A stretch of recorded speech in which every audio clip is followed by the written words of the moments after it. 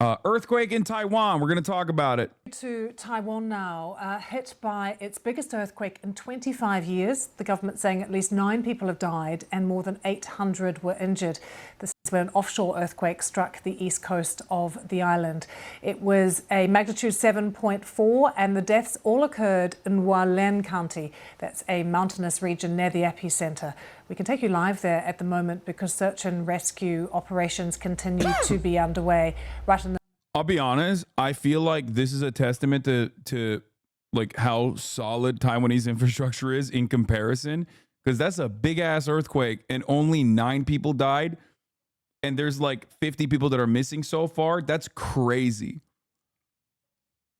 Like, that's a massive earthquake. The fact that only 9 people died, like, look, as a Turkish person, I look at that and I'm like, what an achievement. You know what I mean?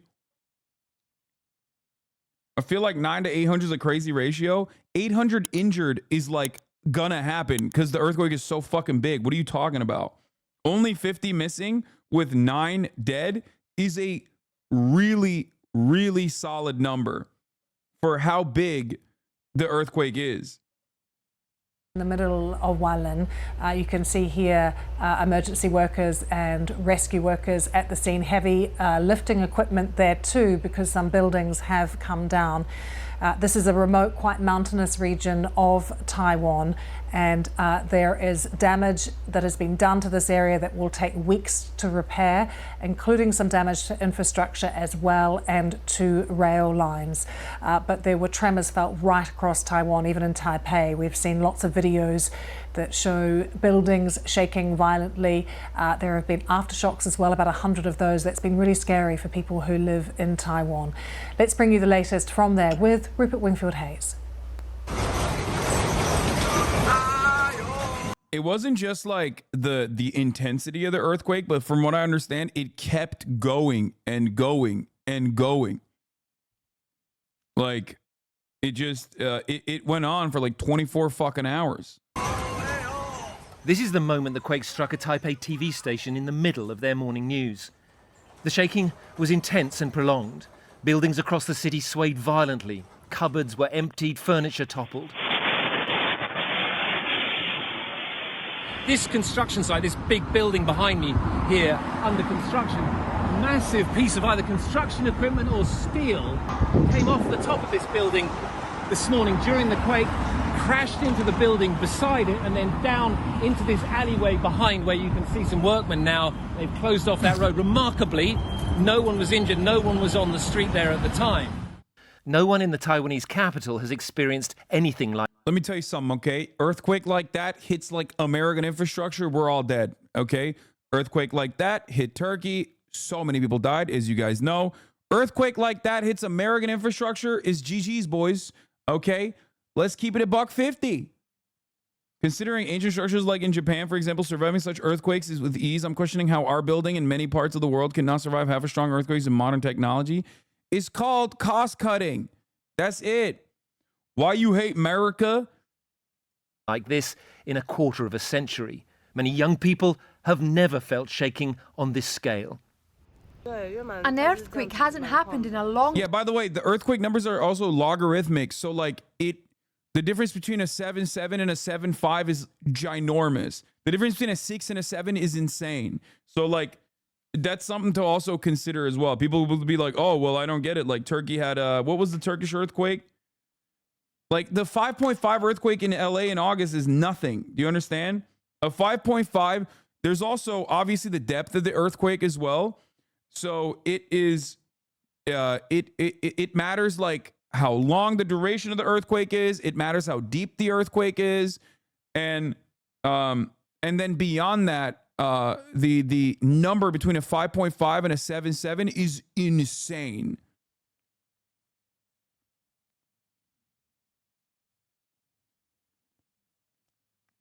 This one went on for a tremendous duration, for a very long time. Yeah, to be precise, the difference between a 6 and a 7 is 10x. Time, so it felt really terrifying. Did you see the Chinese news headline calling Taiwan China's Taiwan, and people on Twitter were getting super mad? I did not see that, but I'm not shocked that people were like, wow, it's really fucked up. People get On the mad east about that coast shit. in the city of Hualien, the shaking I'm more surprised that people haven't started talking about how like this is a Chinese earthquake machine or something that is like impacting Taiwan. They have? Oh my God, that's awesome. That's so stupid. was much stronger and the damage much more severe.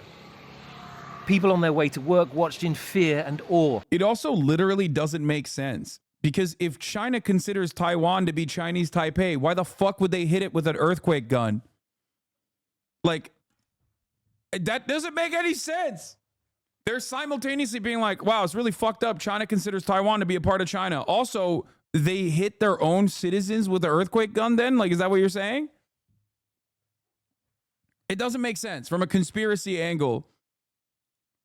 As a partially collapsed building was left leaning at a precarious angle across this intersection. Whenever our team moves, the building becomes unstable, and they have to find something to hold on to ensure their safety before pulling people out. But it is the landslides that have unleashed the greatest terror. The east coast of Taiwan is a rugged landscape of high mountains and deep valleys. The quake triggered hundreds of landslides that came roaring down into the valleys below. This is where most of the more than 700 injuries must have happened. People would have had little warning and nowhere to escape. Taiwan has done much to strengthen its buildings and infrastructure since another huge quake killed more than 2,000 people back in 1999. Yeah, see? That's the difference between a country that was like, oh shit, a lot of people died. We should make sure that this never happens again versus my country, Turkey. Okay? Because around that same time in Turkey, there was a massive earthquake. I survived it. I've talked about it before. And what did the Turkish government do? Exactly the opposite of what the fucking Taiwanese government did. Okay? They did the exact opposite. They were like, oh yeah, let's collect revenue so that we can harden our infrastructure and then not do that at all. So that's the reason why a massive earthquake that occurred in Turkey was incredibly deadly in comparison to this massive earthquake that happened in Taiwan that was not. Oh, just something to consider. This time, few buildings have been brought down and the death toll is so far mercifully small. But there is little that can be done to stop a mountain from falling into the valley below.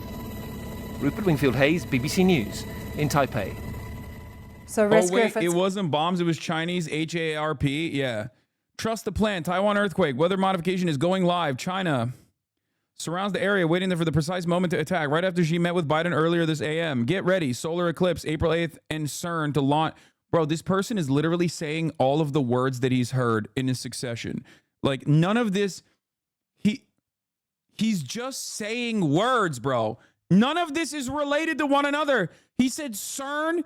He's talking about the particle collider Big Bang machine, and then talking about like the weather modification.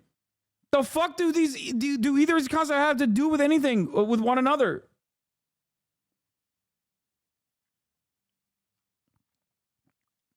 I feel like I was born for this moment. Bring it, Ingy Trader. Yeah, he said bring it. What is he gonna do, bro? Fucking what is he gonna do? If China has a Big Bang machine that it's deploying after using its weather control to do earthquakes, what are you gonna do? Stop the earthquake, dumbass? Bring it on, baby. He's like, what have you been balancing your whole life? You have one of those like skateboarder things, you know, like the surfers have like that thing, like where they like a board that they stand on. So he's like very good. He's ready for it. You know what I mean? He's like, yeah, once the world starts shaking, I'm like, I got an Indo board I've been working on for a very long time. Trust me, I'm ready. I'll be shaking my ass. What are you going to do? How are you going to survive the earthquake, big dog? Continue, including for dozens of people who are trapped in road tunnels after... Actually, that's another thing. Can you even be saved from an earthquake in a shelter? Are there earthquake-proof shelters? I haven't even thought about it. Like, what if it's on a fucking fault line? Like, doesn't it still collapse? Aren't you cooked regardless? I guess it depends. Nah, I'd tank it. The quake struck. We can show you this image that shows the entrance to one of them. On the left, it's a picture taken last year, and on the right, this is what the tunnel looks like today. 60 people are believed to be trapped inside one of the tunnels, including 4 minibuses full of hotel staff. That's dude, okay. Marvels of modern engineering. Look at the fucking tunnel. That shit took out the entire highway. Tunnel is stable. That blows my mind. Oh my fucking God, dude. That is insane. It was a bridge. Okay, it took the fucking bridge out. The tunnel is stable. That's crazy. Is your family from Taiwan? Okay. I mean, most of my family from Taiwan either lives in mainland China or they live here. So I think they're fine. I mean, I don't know.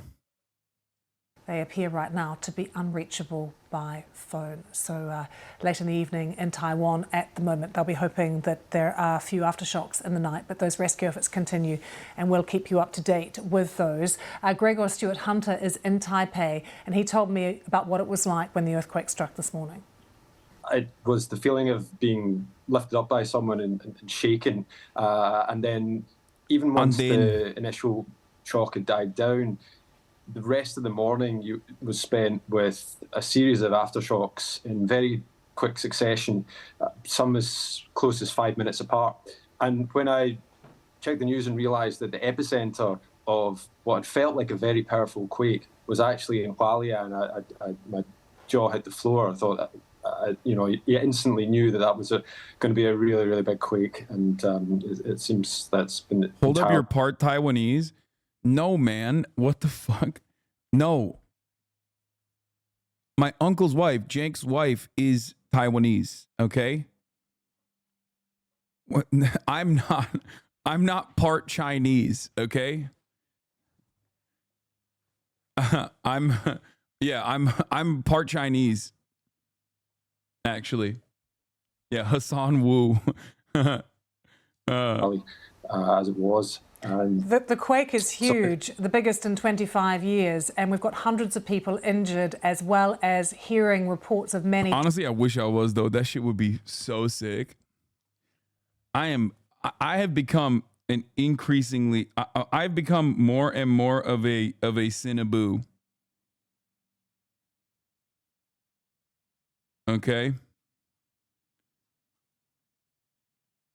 Trapped. Not so many deaths yet, and let's hope that that figure doesn't go up. But what are you hearing in terms of reports of damage, particularly to infrastructure?